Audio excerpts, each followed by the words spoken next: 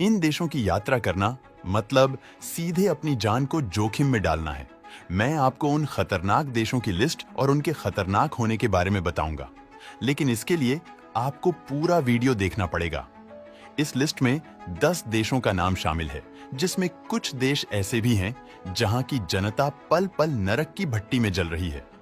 Number 10, Colombia. Colombia वो जगह है जहां सुबह आप सूरज की रोशनी में सैर करते हैं और शाम होते होते आपकी गली में AK-47 की गूंज सुनाई देगी।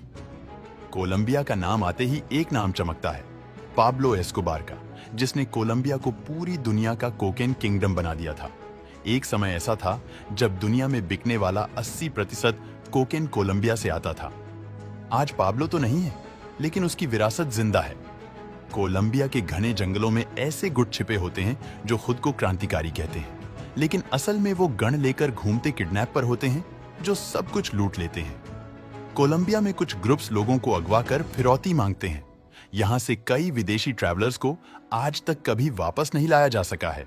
यहाँ हर साल हजारों हत्याएं होती हैं, जिनमें से ज्यादातर गैंगवार या ड्रग्स से जुड़ी होती है। कई शहरों में रात में बाहर निकलना आत्महत्या के बराबर माना जाता है। कोलंबिया में पुलिस की वर्दी पहनकर लुटेरे आम लोगों को लूट लेते हैं और ये यहाँ की आम बात है। फिर भी इसके बावजूद यहाँ की खूबसूरती आपको यहाँ आने के लिए मजबूर कर सकती है, लेकिन हर खूबसूरत चीज खतरनाक साबित होती है। नंबर 9, उत्तर कोरिया। एक ऐसा देश जो अपने ही लोगों को बंदूक की नोक पर हंसने पर मजबूर करता है। उत्तर कोरिया को किम जोंग उन चलाते हैं। यहाँ सरकार भगवान है और नेता की फोटो पर धूल भी आ जाए तो जेल की सजा मिल सकती है। यहाँ नेता की मौत पर अगर आपने आंसू नहीं बहाए तो आपको देशद्रोही मान लिया जाएगा, और सजा के बारे में तो आप जानते ही हो। एक देश जो खुद को पूरी दुनिया से काट चुका है। दुनिया से कोई इंटरनेट नहीं, कोई सोशल मीडिया नहीं, आप गूगल नहीं खोल सकते, ना व्हाट्सएप चला सकते हैं। लोगों को सिर्फ वही दिखाया जाता है जो सरकार दिखाना चाहती है। टूरिस्ट वहां जा तो सकते हैं, लेकिन आपका हर कदम, हर फोटो, हर बात पर सरकारी आदमी की निगरानी होती है। घर घर में सरकारी जासूस होते हैं जो लोगों की रिपोर्टिंग करते हैं। बच्चों को स्कूल में सिखाया जाता है कि अगर उनके माँ बाप कुछ गलत कहें तो सरकार को बता दो। अगर आपने गलती की तो आपके बच्चे और पोते तक को जेल में भेजा जा सकता है।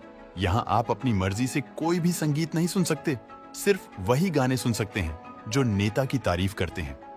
नंबर 8, नाइजीरिया, अफ्रीका का दिल कहे जाने वाला। नाइजीरिया अपने म्यूजिक, फैशन और कल्चर के लिए मशहूर है, लेकिन इस देश में ऐसी दरारें हैं जो किसी भी टूरिस्ट की धड़कनें हमेशा के लिए बंद कर सकती हैं। ये वो देश है जहां धरती के नीचे तेल की नदियां बहती है, लेकिन ऊपर जमीन पर बेकसूर लोगों का खून बहता है। नाइजीरिया में हर दिन औसतन 10 से ज्यादा लोगों को किडनैप किया जाता है। इसमें सिर्फ अमीर नहीं, बल्कि आम नागरिक, बच्चे और टूरिस्ट भी शामिल होते हैं। यहाँ पुलिस से ज्यादा तेज अपहरण करने वाले गिरोह चलते हैं और फिरौती न मिलने पर जान से मार देना आम बात है। नाइजीरिया अफ्रीका का सबसे बड़ा तेल उत्पादक देश है, लेकिन इससे देश को फायदा कम और गैंगवार ज्यादा मिला है। तेल से भरे इलाकों पर कब्जे के लिए सशस्त्र गुट आपस में लड़ते हैं। सरकार में जमकर भ्रष्टाचार और क्रूरता फैली हुई है।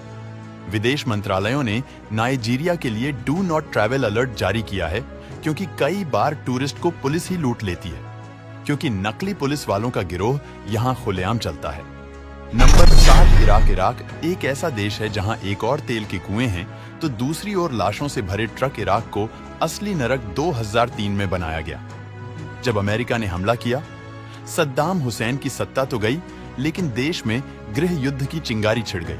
शिया सुन्नी संघर्ष, आतंकी हमले और विदेशी हस्तक्षेप ने इसे एक खुला युद्ध क्षेत्र बना दिया।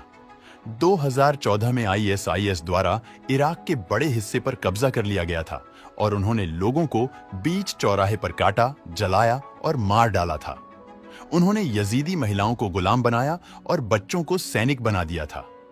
भले ही अब उन्हें पीछे धकेला गया है, लेकिन उनके छिपे गुट आज भी सक्रिय हैं। इराक के पास दुनिया का चौथा सबसे बड़ा तेल भंडार है, लेकिन यहाँ के लोग घंटों लाइट और पानी के लिए लाइन में खड़े रहते हैं। इराक में विदेशी टूरिस्ट्स को देखना मतलब ये है जैसे उन्हें कोई आसान शिकार मिल गया हो। यहाँ किडनैपिंग, फिरौती और मारपीट आम बात है। इसी कारण ट्रैवल वेबसाइट्स ने इराक को रेड अलर्ट जोन घोषित कर रखा है। Number 6, Mexico. ये ऐसा देश है जहां का माफिया इतना ताकतवर है कि वो सरकार से ज्यादा हुकूमत करता है। मेक्सिको की सबसे खतरनाक पहचान ड्रग कार्टेल्स है। ये लोग ड्रग्स बेचते हैं, बंदूकें चलाते हैं और शहर के शहर अपने कब्जे में रखते हैं। यहाँ माफिया के खिलाफ बोलना मतलब अपनी कब्र खुद खोद लेने जैसा है। यहाँ पर पत्रकारों, नेताओं और यहाँ तक कि पुलिस तक को दिन दहाड़े मार दिया जाता है। मेक्सिको में हर साल 30,000 से ज्यादा मर्डर होते हैं, यानी हर 15 मिनट में एक हत्या। कई शहरों में लोग शाम होने से पहले ही घर लौट आते हैं। पिछले 10 साल में 100 से ज्यादा पत्रकार मारे जा चुके हैं, सिर्फ इसलिए क्योंकि उन्होंने सच्चाई लिखने की हिम्मत की थी।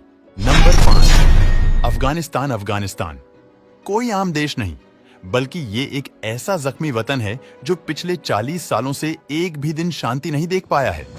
2021 में जब अमेरिका ने वापसी की तो तालिबान ने दोबारा सत्ता पर कब्जा कर लिया। अफगानिस्तान एक बार फिर मध्य युग में लौट गया। यहाँ महिलाएं घर से बाहर नहीं निकल सकती, लड़कियां स्कूल नहीं जा सकती और विरोध करने वालों को सरेआम सजा दी जाती है।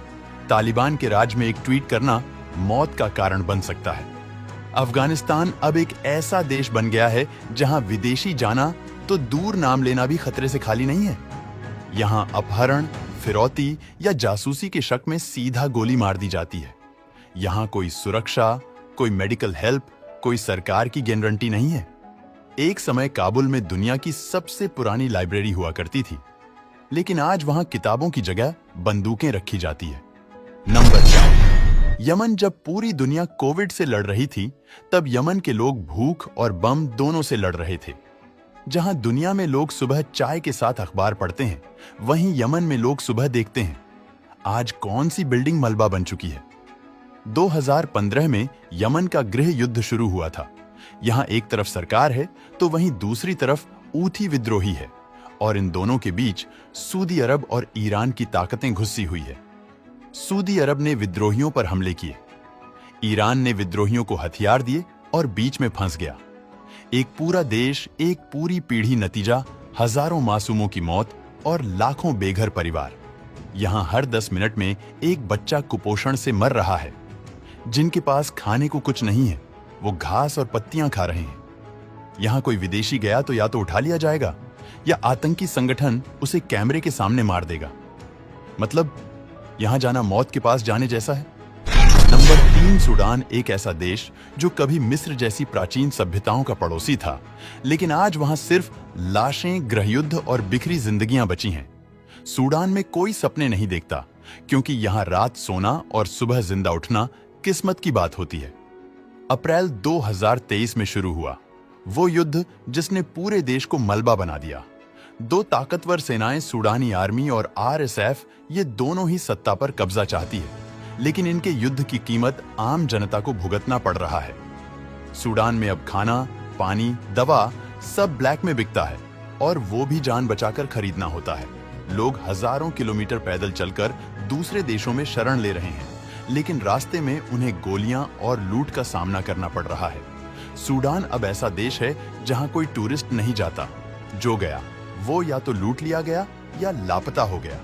Number 2, Somalia. 1991 में जब सरकार गिरी तो सोमालिया बन गया नो मैन्स लैंड, यानी जिसकी बंदूक बड़ी वही मालिक, और तब से आज तक देश में स्थायी सरकार नहीं टिक पाई। हर गली, हर शहर पर अलग अलग मिलिशिया और आतंकी गुटों का कब्जा है। यहाँ लोकतंत्र नहीं, लाशों की गिनती से नेतृत्व तय होता है। सोमालिया का सबसे कुख्यात आतंकी संगठन अल शबाब है। एक ऐसा नाम जिसे सुनते ही स्कूल खाली हो जाते हैं और बाजार बंद हो जाते हैं। ये संगठन बम धमाके, आत्मघाती हमले और नरसंहार के लिए जाना जाता है। Number 1, Syria. सीरिया में गृहयुद्ध शुरू हुआ 2011 में, जब राष्ट्रपति बशर अल असद के खिलाफ लोग सड़कों पर उतरे, लेकिन शांति की मांग को टैंकों और बमों से कुचल दिया गया। विरोधियों के साथ साथ आम नागरिक को भी टारगेट किया गया। फिर कूद पड़े दुनिया के खिलाड़ी। देश अमेरिका, रूस, ईरान और तुर्की और सीरिया बन गया।